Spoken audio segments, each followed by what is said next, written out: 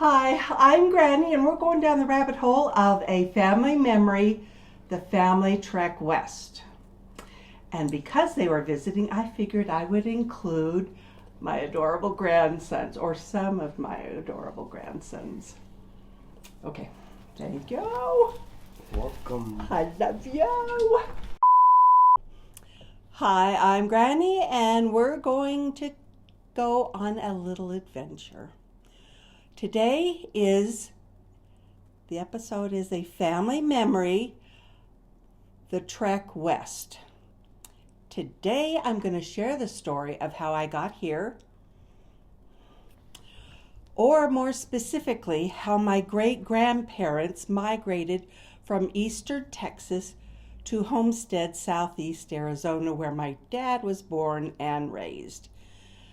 My dad's side of the family purchased land in southeast Texas during the Spanish colonial era in the 1700s.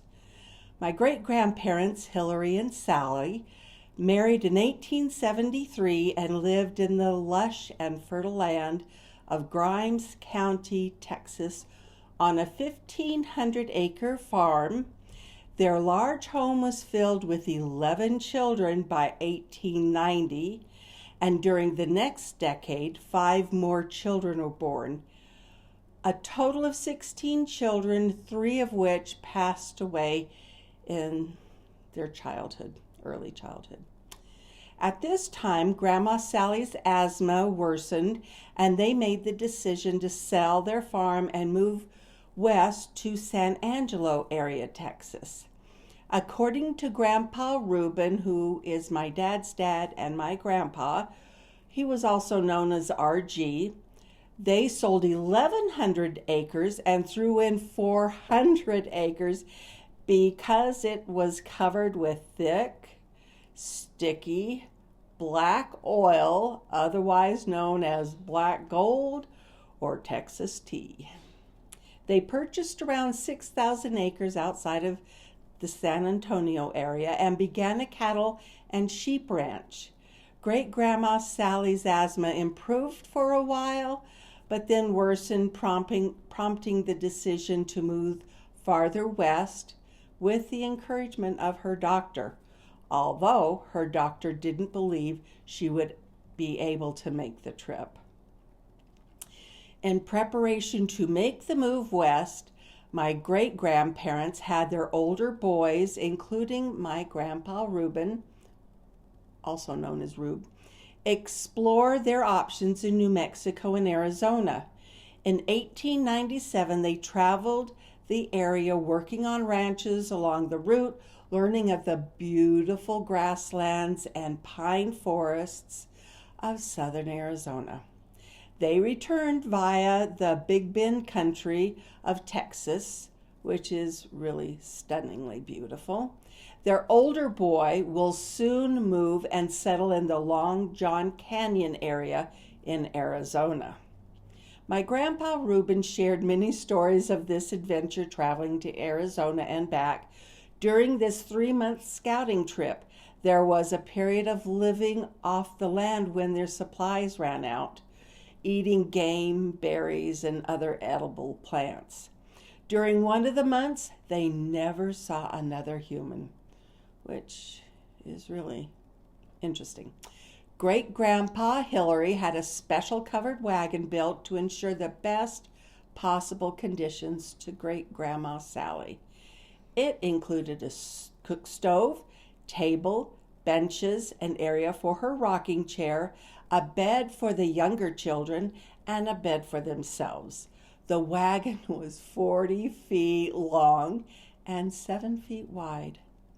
There were hinged steps on the side to make it easy to get in and out, and the tailgate was 8 feet by 7 feet, was also hinged to make a table for eating when it was down, and when it was put up, it protected the interior from the dust. This specially built wagon required 4 horses to pull instead of the usual 2, except when they had to go up in steep inclines. Then it took 8 horses to pull it up. There were 7 covered wagons in all, which left San Angelo taking 5 months, traveling over rocky, bumpy, uneven trails, not roads, to arrive in Arizona fall of 1900. The trip today is approximately 628 miles with modern roads, modern paved roads, taking just under 10 hours to drive. In 1900, you were lucky to travel 10 to 12 miles a day, often being able to see where you started that morning. They would stop often for a couple of days for Great-Grandma Sally to rest. My Grandpa Reuben's brother Jeff shared a story of one of the adventures during the trip to Arizona. Quote, "When the family reached El Paso, Texas, near the last of July 1900,